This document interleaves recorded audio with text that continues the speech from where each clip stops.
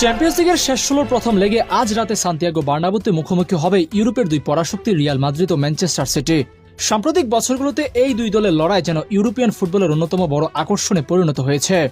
বিশেষ করে চ্যাম্পিয়ন্স লিগের নকআউট পর্বে টানা ৫ মৌসুমে এই দুই দলের মুখোমুখি হওয়া ইতিহাসেও নতুন নজির গড়তে যাচ্ছে। আসুন দেখে নেই এই হাইভোল্টেজ ম্যাচে কারা আছেন এগিয়ে। ১৬তম ইউরোপিয়ান শিরোপা জয়ের লক্ষ্যে এবার চ্যাম্পিয়ন্স লিগে মাঠে নেমেছে রিয়াল মাদ্রিদ। তবে লিগ পর্বে নবম স্থানে শেষ করায় সরাসরি শেষ ১৬তে জায়গা হয়নি তাদের। ফলে খেলতে হয়েছে নকআউট প্লে অফের ২ লেগ মিলিয়ে ৩-১ ব্যবধানে পর্তুগিজ ক্লাব বেনফিকাকে হারিয়ে টানা ২৩তম মৌসুমের মতো চ্যাম্পিয়ন্স লিগের শেষ ১৬তে জায়গা নিশ্চিত করেছে স্প্যানিশ জায়ান্টরা। চ্যাম্পিয়ন্স লিগে নিজেদের মাঠ বার্নাব্যুতে বেশ শক্ত অবস্থানে রয়েছে রিয়াল মাদ্রিদ। চলতি মৌসুমে ঘরের মাঠে ৫ ম্যাচের মধ্যে ৪টিতে জিতেছে তারা, হেরেছে মাত্র ১টিতে। সেই একমাত্র হারটি অবশ্যই এসেছে ম্যানচেস্টার সিটির বিপক্ষেই। ইংলিশ ক্লাবগুলোর বিপক্ষে সাম্প্রতিক সময়ে কিছুটা ভুগছে রিয়াল মাদ্রিদ।